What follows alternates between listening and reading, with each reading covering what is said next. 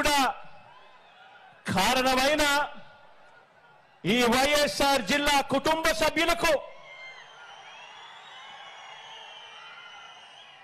మీ అభిమానానికి మీ ఆదరణకు మీ జగన్ శిరస్సు వంచి పేరు పేరున హృదయపూర్వకంగా కృతజ్ఞత తెలుపుకుంటా ఉన్నాడు.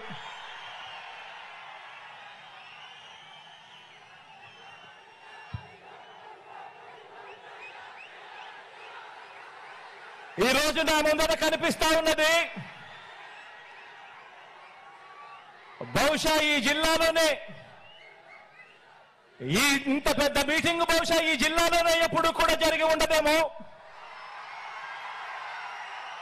ఈరోజు ఈ జిల్లాలోనే ఒక మహాసముద్రం ఈరోజు ఇక్కడ ఈ జిల్లాలోనే కనిపిస్తా ఉంది.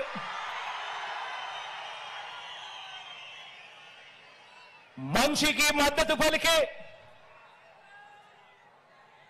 ఇంతటి మహాప్రజా సైన్యం మధ్య మన ప్రజా జైత్ర యాత్రకు ముందు వరుసలో మన వైఎస్ఆర్ కాంగ్రెస్ పార్టీ జెండా తలెత్తుకుని ఎగురుతా ఉంది. ఇక్కడే అధికారాన్ని పేదల భవిష్యత్ కోసం, రైతుల కోసం, అక్క చెల్లెమ్మల కోసం, అవ్వ తాతల కోసం, భావితరం పిల్లల కోసం, మన గ్రామాల కోసం, ఇంటింటి అభివృద్ధి కోసం, ఇంటింటి సంక్షేమం కోసం ఒక బాధ్యతగా ఈ 58 నెలల పాలనలో ప్రతి రంగంలోనూ కూడా విప్లవానికి మారుపేరుగా మార్పులు తీసుకురావడమే కాకుండా ఏకంగా ఎప్పుడూ జరగని విధంగా, రాష్ట్ర చరిత్రలో ఎప్పుడూ చూడని విధంగా 2,70,000 కోట్ల రూపాయలు ఎప్పుడు రాష్ట్రంలో ఎప్పుడూ జరగని విధంగా ఏకంగా 2,70,000 కోట్ల రూపాయలు ఎక్కడా కూడా లంచాలు లేకుండా, ఎక్కడా కూడా వివక్షకు తావు లేకుండా నేరుగా ప్రజల చేతిలో ఉంచిన ప్రజా ప్రభుత్వ ఎజెండా ఇక్కడ కనిపిస్తా ఉన్న మన జెండా.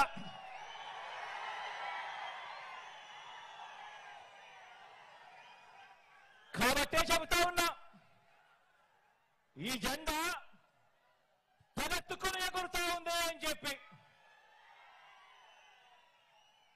కాబట్టి రాష్ట్రంలో ఎక్కడికి వెళ్ళినా కూడా, ఎక్కడ చూసినా కూడా ఈరోజు రాష్ట్రంలో కోట్ల గుండెలు మన పార్టీకి, మన ప్రభుత్వానికి మద్దతు పలుకుతూ 2024 ఎన్నికల సమరానికి సిద్ధం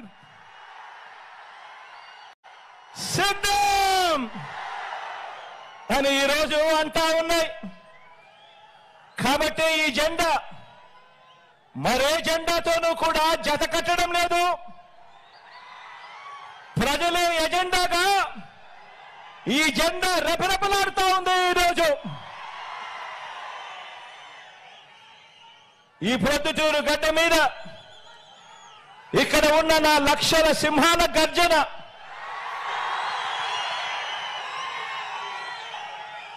చరిత్రలో చిరస్థాయిగా కూడా ఎప్పటికీ కూడా గుర్తుండిపోతుంది. గట్టిగా కూడా గర్జించండి. మేమంతా కూడా సిద్ధమే. పేదలందరి ఇంటింటి అభివృద్ధికి అడ్డుపడతా ఉన్న ఈ దుష్ట చతుష్టయాన్ని చిత్తుగా ఓడించే ఈ ఎన్నికల సమరంలో పాంచజన్యం పూరించడానికి శ్రీకృష్ణుడు మీరంతా కూడా సిద్ధమేనా అని అడుగుతా ఉన్నాను.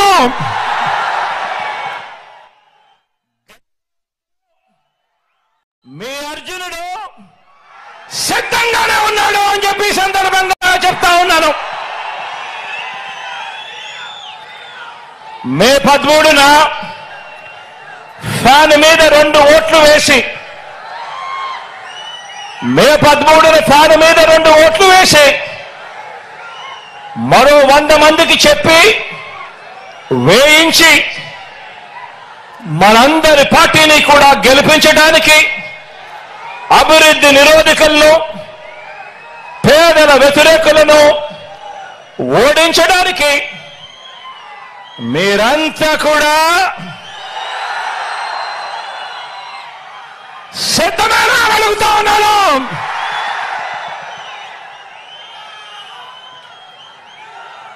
ఎన్నికలు జరగబోతా ఉన్నాయి. మరో 48 రోజుల్లో ఎన్నికలు జరగబోతా ఉన్నాయి. గెలిపే లక్ష్యంగా మనందరం కూడా అడుగులు వేయాలి. మనకు పోటీగా ఉన్నది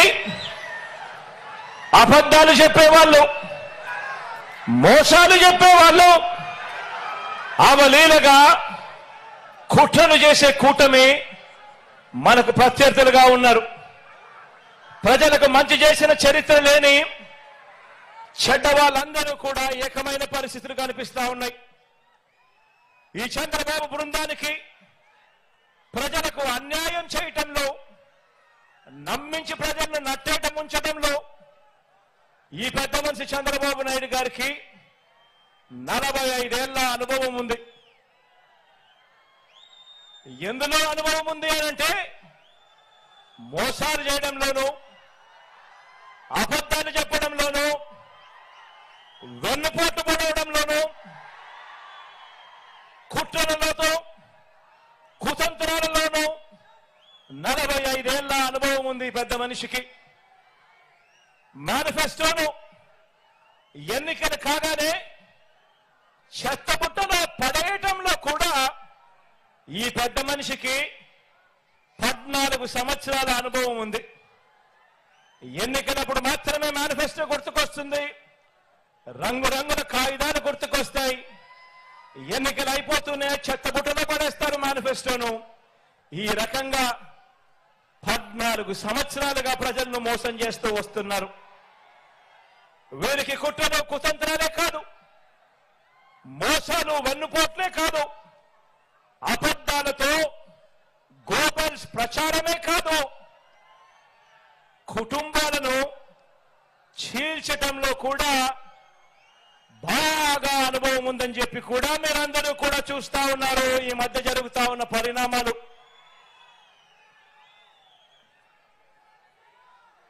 మా చిన్న